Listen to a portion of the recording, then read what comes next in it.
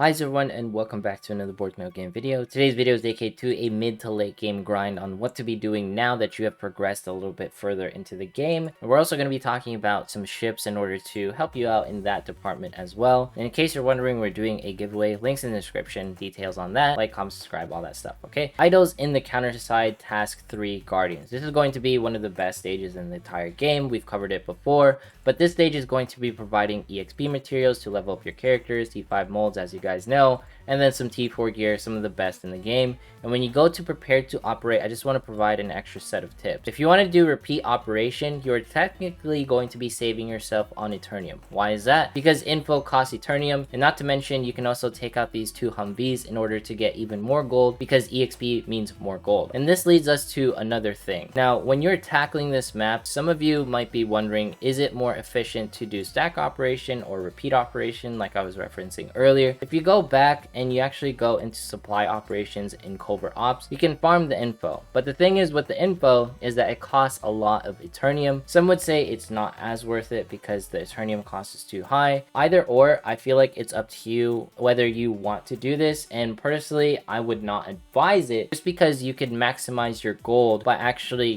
doing repeat operation. I know you save yourself time, but this info is kind of important in some ways in skill training, but most of all, like, the Eternium cost is absolutely absorbent. Just doing like one refresh right now, it cost me like 2,000. I have been doing refreshes on my stamina, as you can see. This is how I've been able to progress even further within the game and get higher levels. All right, your next focus should be jumping into supply operation and focusing on 1-3, getting these limit break cubes. These are going to be the next best thing, because one thing, let's jump here into squad. Some of you are wondering, should I be raising a third team in mid to late game grind? Personally, I feel like you should be raising your 2 teams and making sure all of your units are at least level 80. And you can see here my 2 back units, they are not level 80. That's only because of the fact that they're going to be there to get more EXP, and the first 6 units for me in particular are going to be like my actual units that drop into the game, and they never sort of die. That's why I have my teams built this way. All right, now I do have a third team, but these were all units that were sitting on the back side of my team, so they were also getting EXP while I was doing task 3. So that's why all of these units are such a high level. I didn't really pump any EXP resources into them except for Xiaolin, because Xiaolin sort of speaks for herself. So when it comes to this, make sure to jump into operations, do your supply operations, and do the limit break one in particular. That way you can upgrade your characters and limit break them and get them to level 80 as soon as possible, and then eventually get them to max star. There's no particular order when it comes to max star because it's based off of which characters that you need for the current situations. The next thing is simulations. Which one should you be dumping your tickets on? Personally, I think the skill training one is going to be the best, because skills are going to be the biggest factor that separates you from everyone else. Let's go ahead and jump into management right here and then look at my character's Irie Alfred. Notice that her passive is maxed out, and then same with her special skill. This is going to give her the ability to become more able to CC and also keep herself alive. She's a 2-cost unit. And then I also did the same thing with the Looper right here. She's going to be having more HP, damage taken is reduced, and not to mention she has more capabilities to sustain herself. So these 2 units put together, they're going to be just as good as Esterosa in some ways,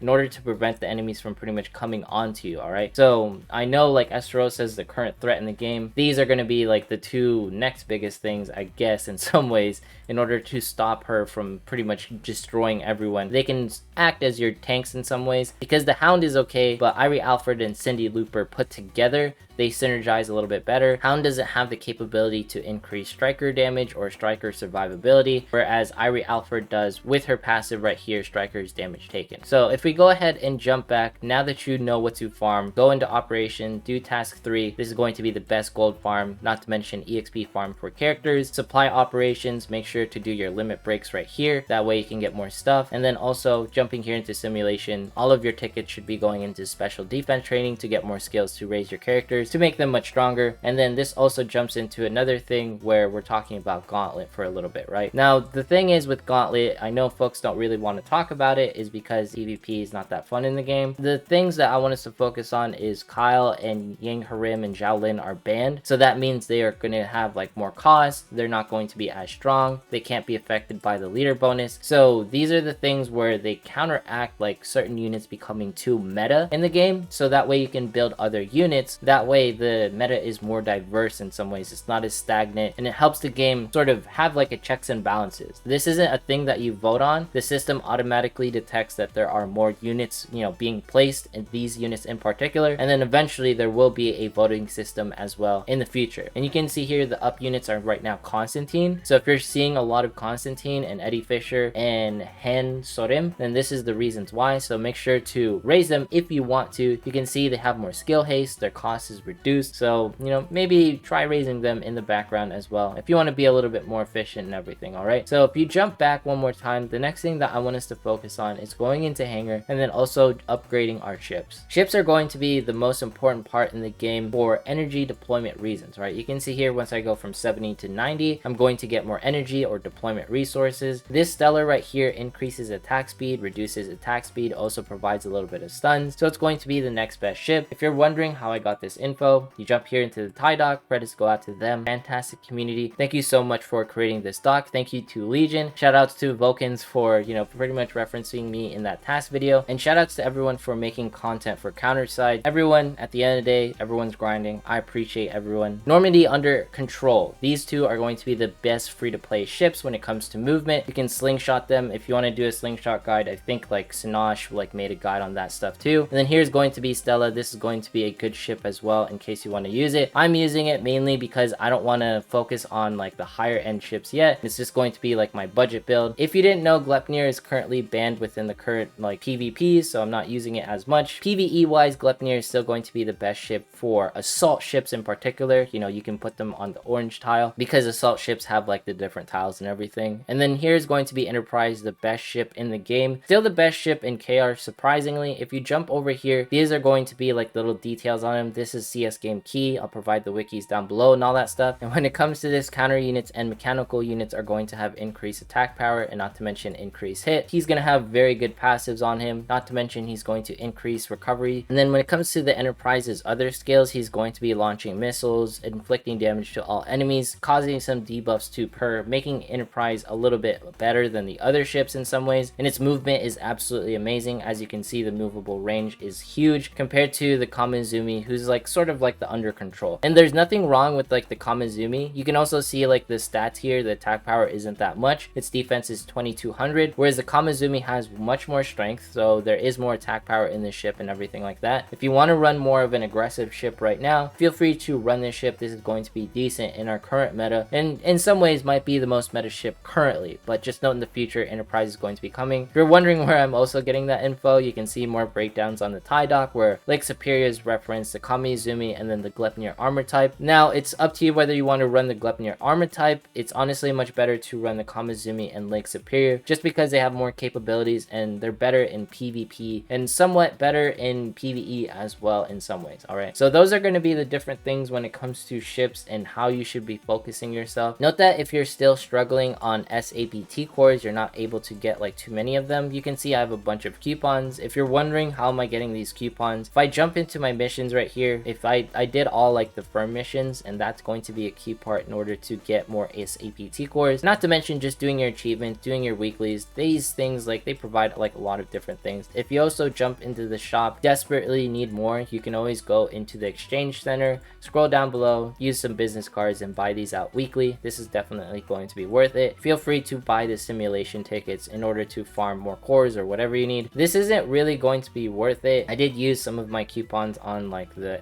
10 APT cores. Don't do that. That was a mistake. That's like one of the things I really don't advise, and it's an absolute trap. So let's go ahead and jump into a bit of Gauntlet, see if we can do a little bit of PvP. Hopefully we can be a little bit more successful. As you can see, I'm using the Stella, I'm using Cindy Leaper, all the units that I'm trying to remain as free to play as possible, but it's also kind of dumb of me to run Zhao Lin, Yang Harim, and Kyle because they're currently banned and they cost more to pretty much deploy. Honestly, I should be running Constantine because he meta tank in some ways this week in particular. So let's see, they're running the Gleipnir, so they automatically have less attack and HP. That's pretty good for us. No, I feel bad. This person's actually AFK. This is not how I wanted it to be. Okay, well, thanks for giving it. I don't want it like this. This isn't what I expected at all. That was not satisfying at all. What's the point of that? That's not why I do PvP. Okay, let's go ahead and jump into this match, see if the opponent is going to be moving in this one. Never set it to auto and all that stuff. They're using the coffin. All right, so they are aware they're going to be dropping their units ASAP, and then let's go ahead and wait till here, do this, drop all the units, and then we're going to be doing Elizabeth, Pendragon.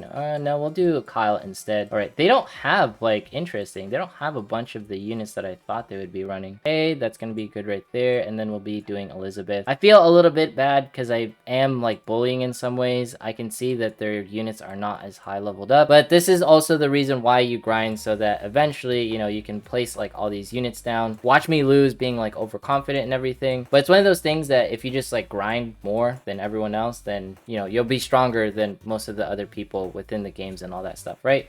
So let's go ahead and drop our Lin Xian right there, and then drop our Irie Alfred and then our Cindy Loopers. That's why I like these two units, because you can essentially spam them in some ways because they have such low cost. But for this one, you know, since I spent so much time grinding, increasing skill levels and all that stuff, this is why I'm able to perform in PvP just a little bit better. That way you can climb a little bit higher, because at the end of the day, Gauntlet is about just grinding, going through that mid to late game stuff, all right? Anyways, if you made it this far in today's video, consider subscribing, dropping a like, leaving a comment, follow me on Twitch, follow me on Twitter. If you have any more tips regarding, you know, mid to late game grind, feel free to drop it in the comments. Thanks so much for watching. Have yourself a fantastic day. Enter the giveaway down in the description, and I will see you in the next one.